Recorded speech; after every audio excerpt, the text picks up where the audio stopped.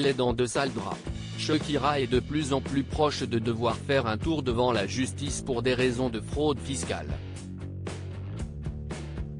La célèbre chanteuse est accusée de devoir la coquette somme de 14,5 millions au fisc espagnol. Sa principale défense est actuellement de prétendre qu'elle résidait aux Bahamas à l'époque des faits.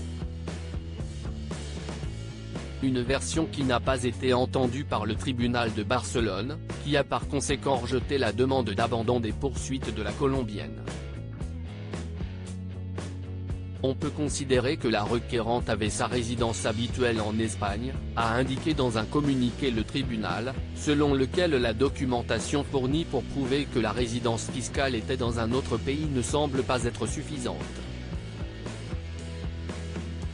La décision du parquet scelle un peu plus le sort de la chanteuse et danseuse qui devrait donc bel et bien finir par se retrouver face à juge dans cette affaire.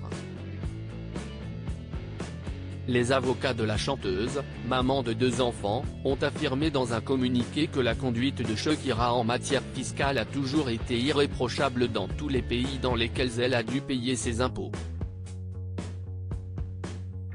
Le parquet accuse la chanteuse d'une fraude fiscale d'un montant de 14,5 millions d'euros pour les années 2012, 2013 et 2014.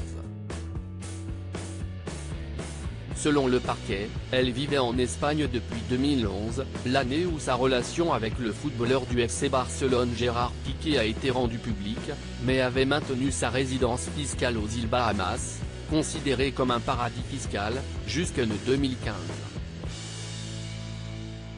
Par ailleurs, le nom de Shakira figure parmi ceux cités dans les Pandora Papers, une vaste enquête publiée fin 2021 par le Consortium international des journalistes d'investigation, accusant plusieurs centaines de personnalités d'avoir dissimulé des avoirs dans des sociétés offshore, notamment à des fins d'évasion fiscale.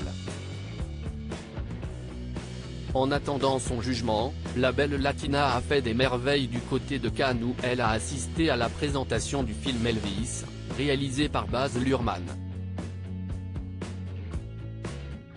La star a foulé le tapis rouge vêtue d'une sublime robe noire fendue et de gants en nylon, voire diaporama. Pas sûr que cela attire la sympathie des juges.